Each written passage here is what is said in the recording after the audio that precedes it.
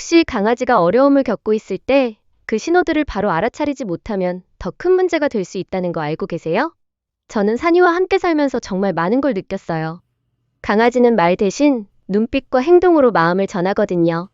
그런데 우리가 그걸 못 알아채면 아이는 점점 더 지치고 힘들어지더라고요.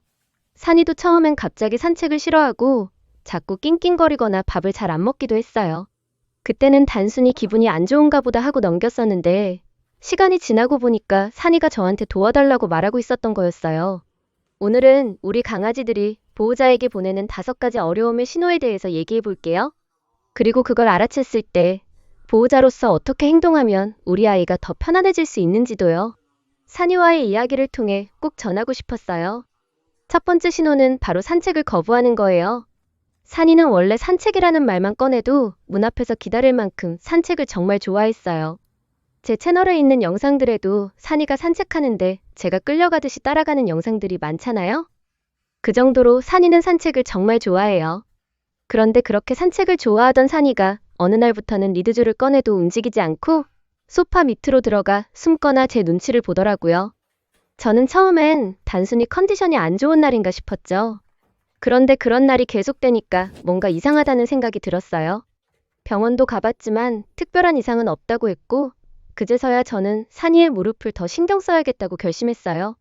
산이가 슬개골이 좀 약한 편이긴 해도 산책 정도는 문제가 안 될 거라고 생각했었는데 이게 알고 보니까 산책이 때로는 통증을 동반한 일이었을 수도 있다는 걸 그때 알았거든요. 그래서 저는 산이의 산책 방식을 조금 바꿨어요. 바로 에어바퀴 개모차를 같이 끌고 나가서 산책 시간을 채워주는 거였어요. 그래서 팻말리 에어네스트 듀얼 애견 유모차를 사용하기 시작했죠. 지금 제가 사용하는 이 개모차는 에어바퀴에 풀 서스펜션이라서 노면의 충격을 반 이상 흡수해준다고 하더라고요. 그래서 산이가 산책하다가 조금 힘든 기색이 있을 때는 바로 제가 유모차에 태워줬는데 워낙 승차감이 좋아서 그런지 산이도 무릎 아파할 일이 줄어들었어요. 중간에 힘들어 보이면 바로 태워서 쉴 수 있고 밭구경도 계속할 수 있어서 산책에 대한 스트레스가 줄어든 것 같았어요. 그 이후로 산이도 산책을 다시 좋아하면서 긍정적인 반응을 보이기 시작했어요. 두 번째 신호는 식욕이 줄어드는 거예요. 산이는 원래 간식 하나에도 눈이 반짝이는 아이였어요. 그런데 어느 날부턴가 밥을 반이나 남기고 그냥 누워만 있는 거예요. 처음엔 배가 덜 고팠나 했지만 그게 며칠씩 이어지니까 마음이 철렁 내려앉았죠. 스트레스를 받거나 마음이 불안정할 때 강아지도 입맛을 잃는다고 하더라고요. 저는 억지로 밥을 먹이기보단 먼저 산이의 기분을 안정시키는 걸 선택했어요. 유모차를 꺼내서 짧게 바람을 쐬고 나면 산이 표정이 조금씩 밝아지곤 했거든요. 그런 다음 다시 식사를 준비해주면 평소처럼 밥을 다 먹는 모습에 안도했어요. 세 번째는 과도한 짖음이나 낑낑거림이에요. 산이는 원래 조용하고 순한 성격이라 낯선 사람에게도 짖지 않던 아이였어요. 그런데 갑자기 혼자서 낑낑거리고 작은 소리에도 자꾸 짖는 거예요. 그게 자꾸 반복이 되는 게 보여서 알아보니까 아이가 겁에 질려 있거나 뭔가 불편함을 느끼고 있다는 뜻이라고 하더라고요. 저는 산이에게 더 조용하고 안정적인 산책 코스를 만들어줬어요. 사람들이 북적이는 곳보다 조용한 공원 한 바퀴 혹은 아파트 단지 한 바퀴 돌아주면서 조용하고 자극이 덜한 공간을 찾아다녔어요. 산이도 그런 곳에선 훨씬 편안해하는 눈빛을 보였고 짖거나 낑낑대는 횟수도 줄었어요. 때로는 우리 아이가 말하지 않아도 무엇을 불편해하는지 생각해보는 게 필요하더라고요. 네 번째는 보호자와 눈을 잘 마주치지 않는 거예요. 산이는 저랑 눈 마주치는 걸 좋아했어요. 가끔 눈빛만으로도 산이가 무슨 말을 하려는지 느껴질 만큼요. 그런데 어느 날부턴가 저를 보지 않으려는 듯 시선을 피하는 일이 많아졌어요. 처음엔 그런 모습을 보고 제가 은근히 섭섭한 마음이 들었었는데 나중엔 내가 뭘 잘못했나 돌이켜보게 되더라고요. 알고 보니까 아이들이 눈을 피할 땐 그만큼 불안하거나 몸이 불편하다는 뜻일 수 있대요.